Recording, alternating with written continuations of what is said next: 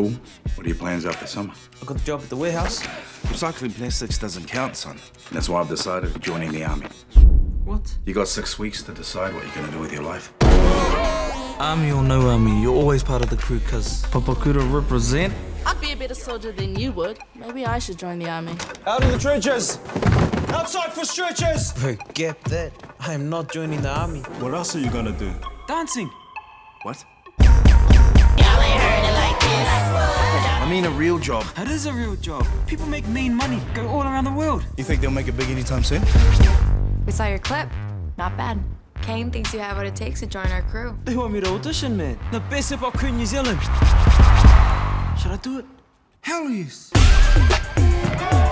Behind me are the best dancers in the world. You have 6 weeks before regionals to show us what you got.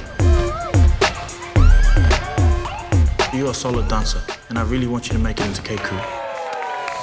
With every door that closes in, don't be afraid to start again. Didn't know you could dance like that. Ballet really isn't Kane's thing. Probably because he can't lift his leg up that high.